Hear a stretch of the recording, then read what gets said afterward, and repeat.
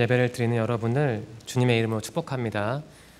좋은 소식이 하나 있는데 좋은 소식일지 모르겠는데 우리 청년부는 겨울 수련회를 안 했잖아요. 그래서 3월 중이겠죠. 3월 중에 야유회를 갈 겁니다. 그러니까 수련회를 대체하는 거거든요. 수련회 예산 일부도 이렇게 쓸 수 있게 됐는데 아마 우리 회장님이 아마 3월 마지막 주나 그 전주일 것 같은데 그때 예배 끝나고 그 교제를 할 것 같습니다. 또 저녁까지 같이 먹기로 했으니까 좀 많이 참여해 주세요. 네, 그러면은 오늘 우리에게 주신 하나님의 말씀은 마가복음 14장 12절에서 24절인데요. 저는 쉬운 성경으로 18절부터 24절까지만 읽겠습니다. 여러분은 들으시면서 읽으시면서 한번 비교해 보시기 바랍니다. 18절부터 24절까지입니다. 식사를 하던 동안 예수님께서 말씀하셨습니다. 내가 너희에게 진정으로 말한다. 나와 함께 음식을 먹고 있는 너희 가운데 한 사람이 나를 배반할 것이다. 제자들이 근심하면서 한 사람씩 예수님께 말했습니다. 설마 제가 그 사람입니까? 예수님께서 대답하셨습니다. 12 제자 가운데 한 사람이며 나와 함께 그릇에 손을 넣는 사람이다. 인자는 성경에 기록된 대로 죽지만 인자를 넘겨주는 사람에게는 화가 있다. 그 사람은 차라리 태어나지 않았더라면 자신에게 더 좋았을 것이다. 식사를 하는 동안 예수님께서는 빵을 들고 감사 기도를 드리셨습니다. 그리고 떼어서 제자들에게 주시며 말씀하셨습니다. 받아라, 이것은 나의 몸이다. 또 잔을 들고 감사 기도를 드리셨습니다. 그리고 제자들에게 잔을 주어 제자들이 마셨습니다. 예수님께서 말씀하셨습니다. 이것은 많은 사람들을 위해 쏟는 나의 피, 곧 언약의 피다. 사순절 두 번째 주일입니다. 사순절은 부활절 이전 주일을 제외한 40일의 기간을 의미합니다. 우리는 이 기간에 예수님의 죽음과 고난을 더 깊이 묵상해야 합니다. 또한 예수님의 부활을 기대해야 합니다. 좀 더 경건하고 회개하는 기회를 갖기 바랍니다. 설교의 본문의 배경은 6월절 마지막 만찬입니다.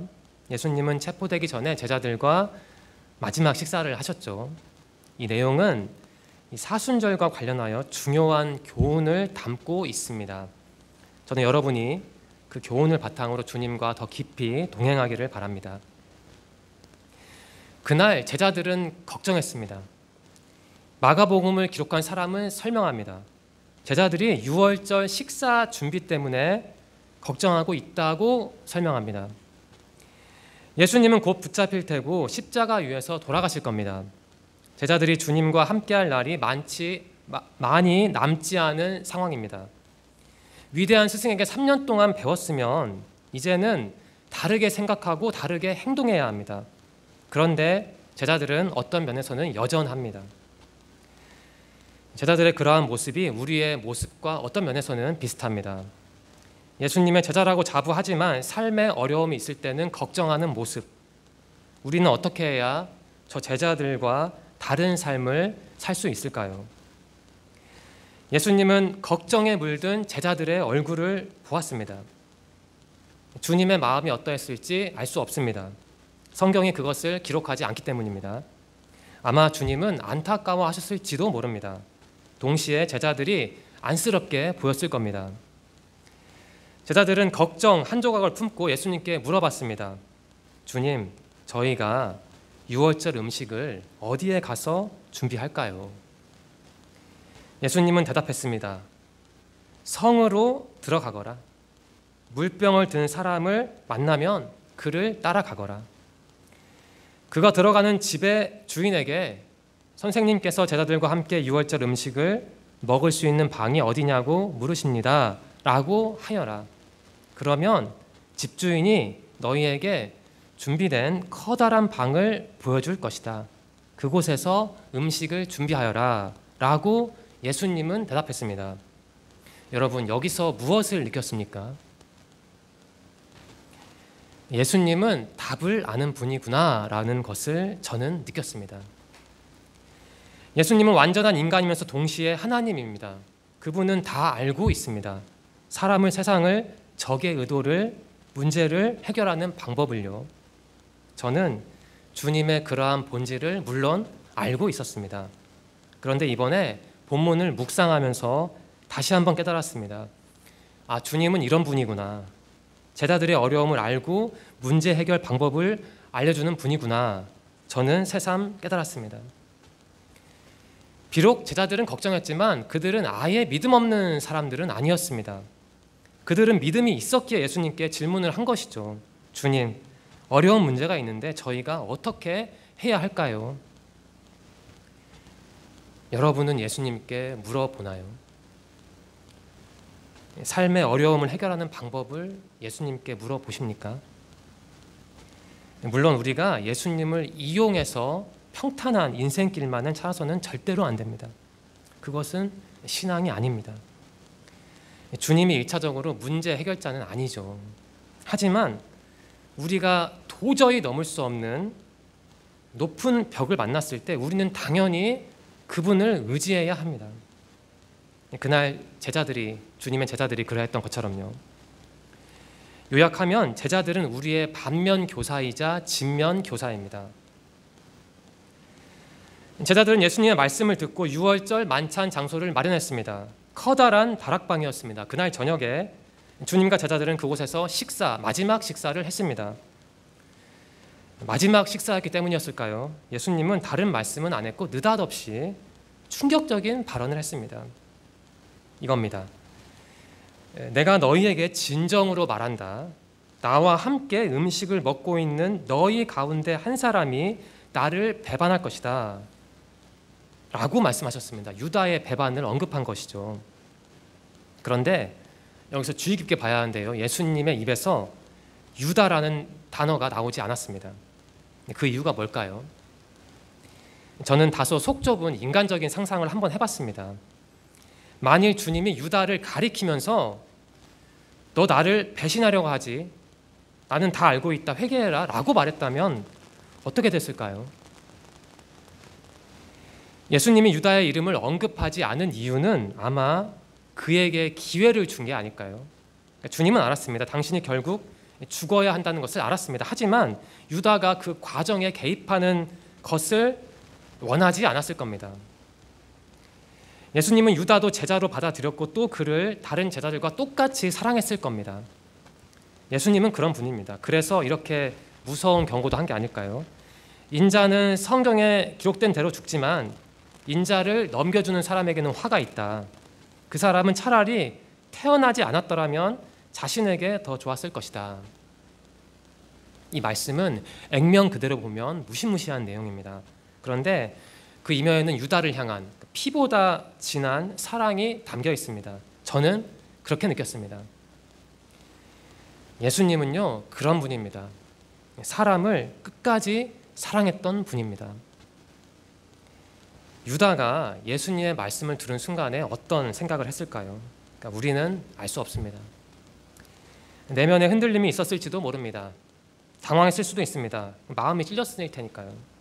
과연 유다의 기분은 어떠했을까요? 본론으로 돌아오겠습니다. 예수님이 유다의 배신을 언급했을 때 제자들은 반응했습니다. 그들은 한 사람씩 이렇게 물었습니다. 주님, 설마 제가 그 사람입니까? 간단한 의문문입니다. 하지만 여기에는 굉장히 진한 교훈이 담겨 있습니다. 우리는요, 제자들처럼 우리 자신을 꼼꼼하게 들여다봐야 합니다. 제자들 중에 한 명이 예수님을 곧 배반할 상황이었습니다. 그런데 제자들은 그 범인을 색출하지 않았습니다. 유다를 지적하지 않았습니다. 대신 제자들은 스스로를 살펴보았습니다. 우리도 우리 자신에게 물어야 합니다. 예수님, 저는 아니겠지요? 라고 우리 자신에게 물을 줄 알아야 합니다. 마가복음의 저자가 기록한 내용은 우리를 각성시킵니다. 우리는 우리 삶을 돌아보아야 합니다. 예수님을 배반했던 잘못된 것들을 고백해야 합니다. 우리의 약점을 인정해야만 합니다. 또 깨달아야 합니다. 예수님의 12제자 중 한 명이 예수님을 배반할 수 있었다면 사실 모든 사람이 그렇게 예수님을 배반할 수 있음을 우리는 깨달아야 합니다. 예수님, 설마 제가 그 배신자입니까? 이 질문에는 바로 그러한 교훈이 담겨 있는 것입니다. 그런데 이 질문에는 또 다른 교훈도 있거든요. 조금 불편한 교훈이긴 합니다. 그날 그 다락방에서 제자들은 그 자기 중심주의에 빠졌습니다. 쉽게 말해서 그날 이 질문을 던졌을 때, 주님 저는 그 배신자가 아니지요? 라는 질문을 던졌을 때 제자들은 굉장히 이기적이었습니다. 예수님이 너희 중에 나를 배반할 사람이 있다 라고 말했을 때 제자들은 예수님으로부터 어떤 확증을 얻고 싶었습니다. 너는 배신자가 아니다, 걱정하지 마라, 그러한 확증을 얻고 싶었던 것이죠. 그러니까 제자들은 그날 예수님이 제자에게, 어떤 사람에게, 유다에게 배신당할 것이라는 것에는 관심을 두지 않고 누구도 그 배신자에게 관심하지도 않았습니다. 대신에 제자들은 나는 배신자가 아닐 것이다, 예수님이 그것을 내 앞에서 확증해 주시면 좋겠다라는 좀 엉뚱한 희망을 품었던 것이죠. 여기서 우리 청년들은 무엇을 느낍니까? 이 질문에 답하기 전에 이 점을 잊지 마십시오. 예수님의 제자들은 우리의 진면 교사이자 동시에 반면 교사입니다. 우리도 제자들처럼 스스로를 점검해야 합니다. 혹 내가 주님을 찌르는 사람은 아닌가 라는 점검을 해야 합니다. 동시에 우리는 스스로를 비판해야 합니다. 혹 내가 예수님에게는 관심도 없이 그저 나 자신에게 몰두하는 건 아닌가 라는 비판을 해야 합니다. 내가 예수님에겐 관심 없이 나 자신만을 생각하는 거 아닐까라는 비판은 굉장히 중요합니다. 그 중요성을 성찬식의 의미와 한번 연관지어서 살펴보겠습니다. 예수님과 제자들이 나눴던 마지막 만찬은 성찬식이었습니다. 그날 예수님은 제자들에게 빵을 나눠 주었습니다. 또 예수님은 제자들과 포도주도 함께 마셨습니다. 예수님이 제자들에게 빵과 포도주를 주신 것은 자기 생명을 다른 사람들을 위해 내어주는 것을 상징하는 행동이었습니다. 그것은 자기희생적인 사랑이었습니다.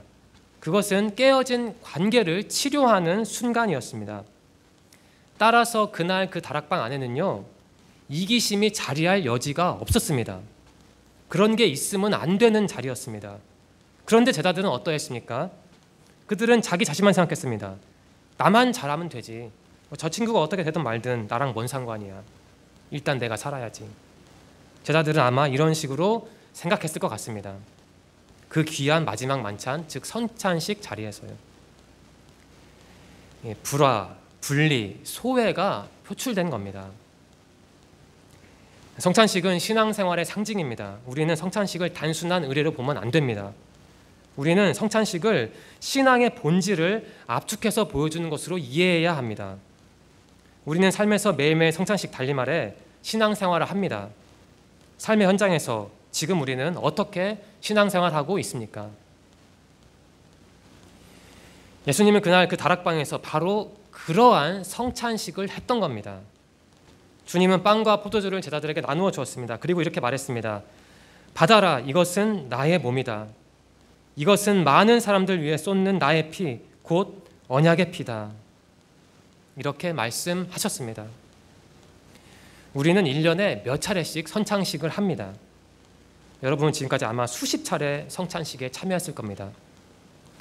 우리가 다 함께 빵을 나누고 포도주를 마시는 행위에 담긴 그 의미를 아십니까? 예수님이 빵을 쪼개서 나누어 주셨을 때 그 행위는 그 빵에 일어난 일이 예수님에게 일어날 것이라는 사실을 의미합니다. 그러니까 쪼개진 빵, 부서진 빵은 주님이 겪을 순환이 제자들에게 유익이 된다는 것을 보여줍니다. 또한 쪼개진 빵은, 부서진 빵은 주님이 많은 사람들에게 당신의 생명을 주신다는 사실을 상징합니다. 그러면 포도주의 의미는 무엇입니까? 포도주는 예전에 그 포도의 피로 여겨졌다고 합니다. 그 포도주를 만들려면 포도알을 막 으깨야 하잖아요. 즙을 짜야죠. 이 구약 시대 때는 제사장들이 짐승의 피를 제단에 뿌렸습니다. 사람들의 죄를 속죄하는 행위였습니다. 그런데 예수님은 그 제사를 당신 자신으로 대체한 겁니다. 당신의 죽음이 바로 하나님을 향한 새로운 제사라는 것을 예수님은 말하고 있습니다. 따라서 더는 짐승을 죽일 필요가 없습니다. 이제는 빵과 포도주가 나누어집니다. 23절이 기록하는데요. 그날 제자들은 각자의 잔이 아니라 하나의 동일한 잔으로 포도주를 돌아가면서 마셨습니다. 누군가의 잔에 담긴 포도주를 마시는 것, 이 행위는 내가 그 사람과 교제한다는 것을 의미합니다. 그날 유다를 제외한 나머지 제자들은 예수님과 새로운 관계를 만들었습니다. 또한 그들은 서로 간에도 새로운 관계를 정립한 겁니다. 물론 우리가 다 알듯이 제자들은 예수님이 체포된 후에 주님을 떠났습니다. 깨진 유리컵 마냥 산산조각 났고 뿔뿔이 흩어졌습니다. 살기 위해서요. 그나마 베드로는 용기를 쥐어짜내서 예수님이 신문당하는 자리까지 갔지만 끝내 그분을 부인했습니다. 결국 유다나 나머지 11명의 제자나 어느 특정한 지점에서는 비슷했습니다. 정도의 차이만 조금 있었습니다. 하지만 그날 그 다락방에서 유다를 제외한 나머지 11 제자들이 예수님께 받은 빵과 포도주는 그들의 마음에 남아 있었습니다. 그들의 신앙을 새롭게 변화시켰습니다. 그날 그 다락방에서 주님과 맺은 새로운 관계는 제자들의 삶을 완전히 바꾸었습니다. 그래서 그들은 예수님이 부활하신 후에 어그러진 과거의 모습에서 벗어날 수 있었던 겁니다. 그리고 예전보다 성숙한 신앙적인 삶을 살았던 겁니다. 또한 무엇보다 새로운 공동체를 구성할 수 있었던 겁니다. 제자들은 예수님과 3년 동안 함께하면서 주님의 놀라운 능력을 체험했습니다. 그런데 정작 그 당시에는 제자들은 예수님이 누구인지 그분의 본질을 잘 몰랐습니다. 그저 그분을 정치 지도자로 여겼습니다. 쉽게 말하겠습니다. 그분을 대통령감으로 여겼습니다. 제자들은 주님을 통해 소원 성취할 생각에 사로잡혀 있었습니다. 따라서 그때 제자들이 이룬 공동체는 토대가 부실한 공동체였다고 조심스럽게 평가할 수 있습니다. 하지만 그날 그 성찬식을 통해 제자들은 새로운 존재가 된 겁니다. 예수님의 본질을 깨달은 것이죠. 주님이 죽고 부활한 후에 그 깨달음은 드디어 열매를 맺었습니다. 정리하겠습니다. 우리는 성찬식에서 예수님의 희생과 죽음을 봐야 합니다. 예수님의 이 희생적 죽음은 언약을 체결하는 사건이었습니다. 예수님의 죽음은 구원하는 행위입니다. 예수님의 죽음은 하나님과 그분의 사람들 사이에 새로운 관계를 시작하는 사건입니다. 예수님의 죽음은 새로운 공동체를 구성하는 사건인 것입니다. 저는 예수님과 제자들이 그날 함께 있었던 그 다락방을 마음속에 한번 그려봤습니다. 나름대로 약간의 상상력을 발휘해봤습니다. 여러분에게 다락방은 어떤 의미인지 모르겠습니다. 아마 다락방이 뭔지, 다락방을 경험하지 못한 분도 계실 것 같은데요. 저에게 다락방은 천장이 낮고 좁은 방입니다. 초등학교 때 제가 살았던 집에 다락방이 있었습니다. 제 방에서 연결된 방이었습니다. 그것으로 이어진 좁고 가팔랐던 나무 계단이 어렴풋이 떠오릅니다. 다락방에서 고개를 들다가 머리를 천장에 부딪혔던 기억도 납니다. 그 안에서 뭔가 낯설으면서도 고요함과 포근함을 느꼈던 기억도 있습니다. 그날 제자들은 그 다락방에서 무엇을 느꼈을까요? 그들은 제 생각에 안정감을 느꼈을 듯합니다. 제자들은 늘 이동했습니다. 비가 오면 비를 맞으면서, 힘 있는 자들이 핍박하면 도망치면서, 때로는 예수님을 만나기 위해 온 수많은 사람들을 뚫고 나가면서 이동했습니다. 늘 바쁘게 살았던 제자들이 예수님과 함께 어느 다락방에서 지면과 분리된 그들만의 공간에서 만찬을 한 겁니다. 제자들 중 누군가는 아마 예수님이 돌아가신 다음에 그 다락방이 정말 그리웠을 겁니다. 마지막 만찬이었으니까요. 예수님과 제자들의 동행, 그 소중하고 아름다운 동행의 마지막 장을 상징하는 게 바로 그 다락방입니다. 그곳에서 예수님과 함께 먹었던 그 빵과 포도주, 그 빵의 질감과 포도주의 향은 제자들의 마음에 남아 있었을 겁니다. 그들의 삶이 마감하는 순간까지요.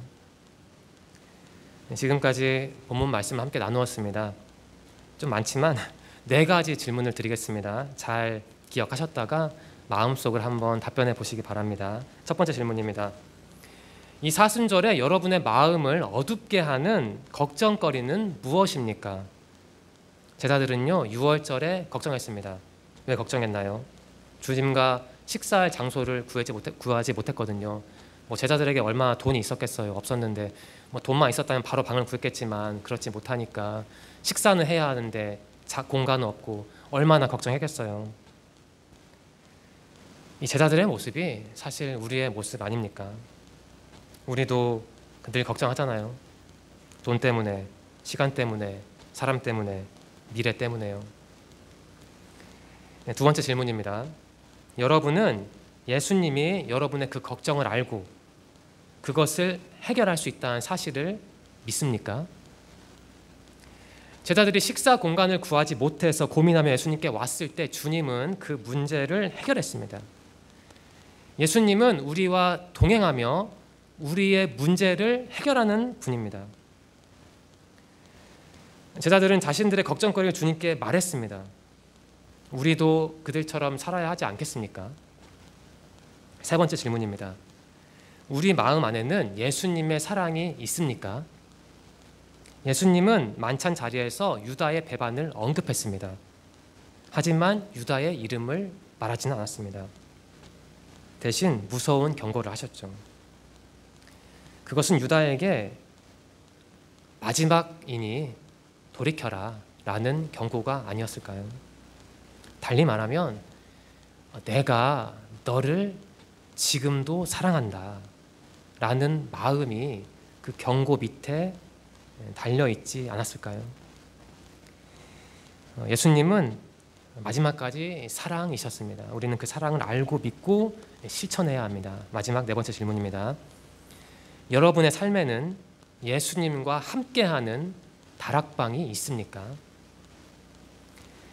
지면에서 분리된 그 다락방, 널찍하면서도 포근했을 그 다락방, 주님과 어느 때보다 친밀하게 시간을 보냈을 그 다락방, 여러분이 주님과 함께하는 다락방은 무엇인가요? 설교를 마무리하겠습니다. 사순절 2번째 주일입니다.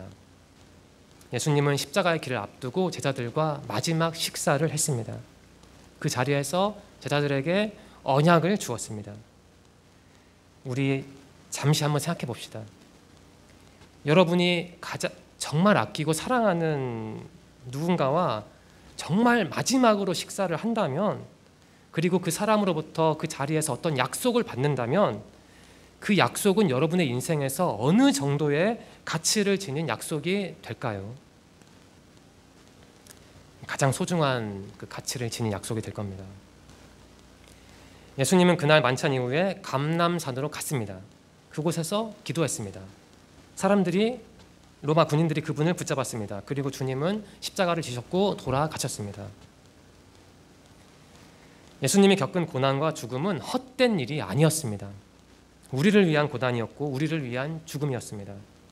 예수님은 그 고난과 죽음의 길을 통과한 다음에 부활했습니다. 그 부활 역시 우리를 위한 부활이었습니다. 한마디로 예수님의 삶은 바로 사랑이었습니다. 이 사순절 기간에 우리가 무엇보다 그 사랑, 예수님의 사랑을 깊이 묵상했으면 좋겠습니다.